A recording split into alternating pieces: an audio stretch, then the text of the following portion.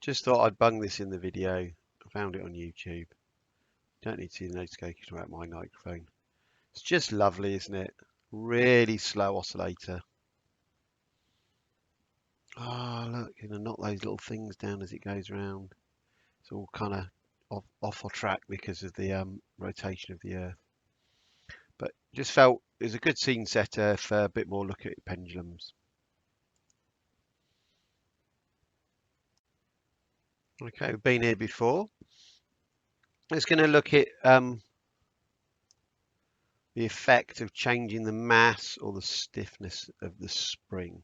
Okay, so we'll just keep the mass, we'll keep the spring the same for the moment, getting an idea for how fast that's oscillating. So we'll unhook that, put on a lighter mass. Okay, and that's definitely moving with a short time period and a higher frequency.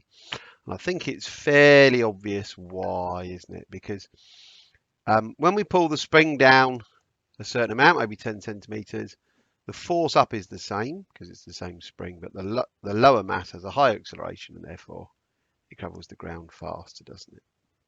So we'll just stop that. I'm going to go back to the big mass because I prefer it. We'll look at the maths in the equations in just a moment. So I like that kind of nice slow oscillation. So if I make the spring less stiff, first of all, we get more stretching. Well, that's a bit rubbish. It's going out of view. Let's put a lower mass on. Whoa. Okay, so that's a very dense object, I think. I'm quite enjoying that, really. So let's put this one on. Yeah. So less stiff spring, you put it down the same amount, but because the spring is less stiff, you get less force up, you get less acceleration. It takes longer to complete an oscillation. As you can see, if we make the spring stiffer and stiffer, nice visual depiction of the wire getting thicker, the oscillations are speeding up. Can I have a look now at the pendulum? Similar ideas here. There's a short pendulum. Now, one of the key things here is we have to get our head round is it doesn't make any difference how much mass we have here. Okay. In fact, I think I can vary that using a little slider just out of your view. So first of all, why is the mass of the pendulum not making a difference to the time period? Well, I'll just pause it.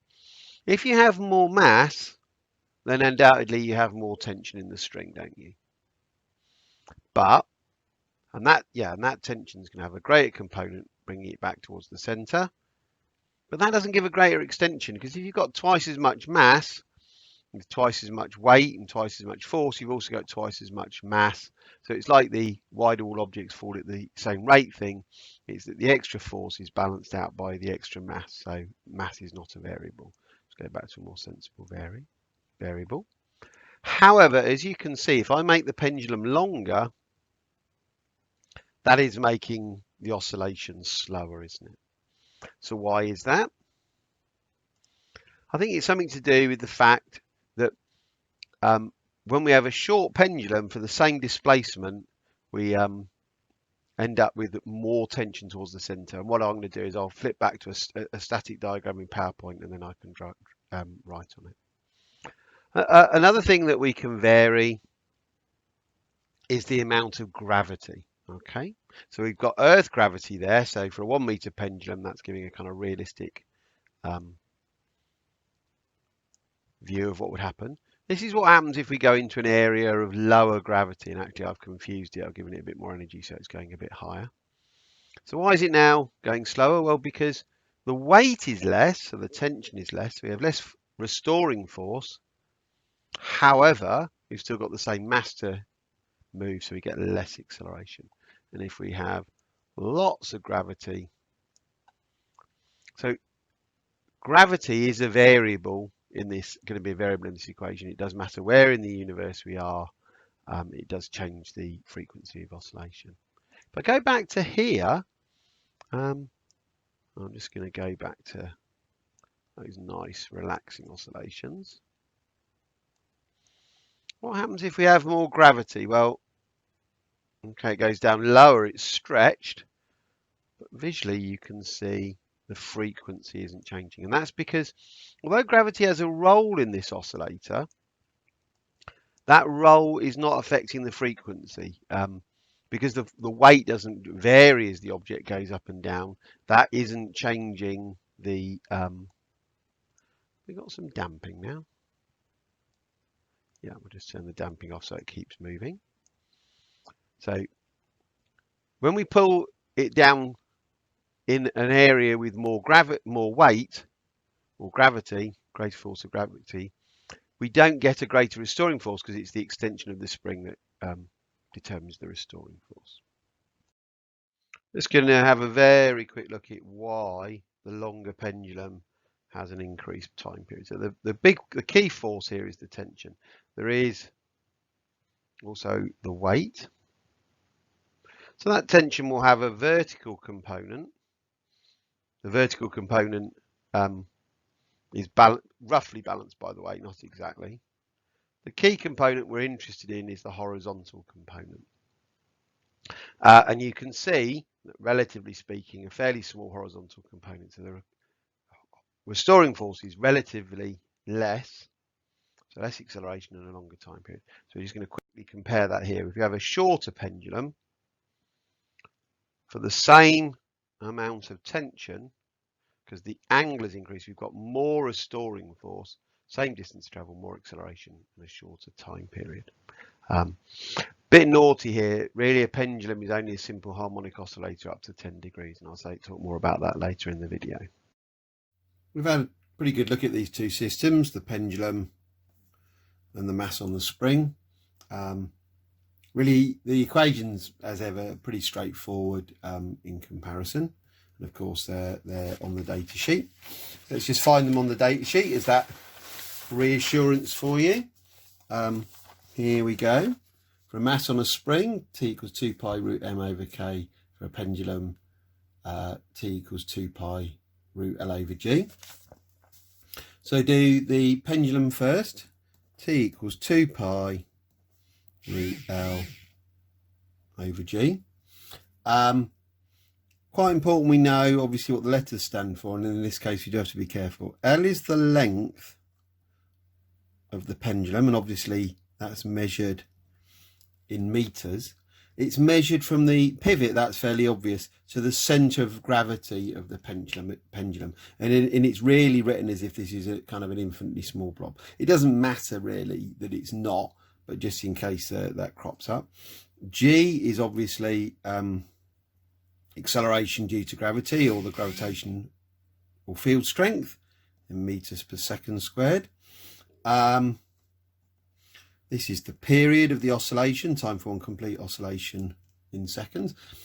I think I'm just going to set you some questions to do on this. It's not, there are no sort of real tricks here. There's one thing you do need to remember, that we said that a simple harmonic oscillator is only a simple harmonic oscillator if the acceleration was proportional to the negative displacement, which is the same as saying the force is proportional to the negative displacement. Actually, the restoring force in this case depends on sine theta, the sine of the angle the pendulum is pulled back by.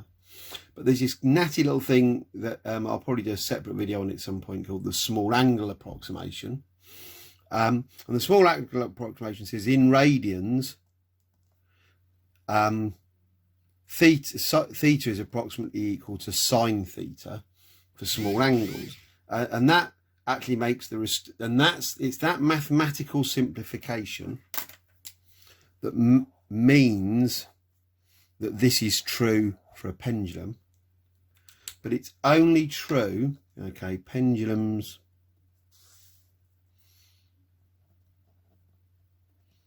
only show SHM up to 10 degrees. So if you make that angle more than 10 degrees, you get a at 11 degrees, it would be very hard to detect it wasn't simple harmonic.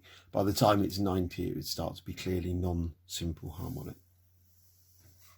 The mass on the spring system, T equals 2 pi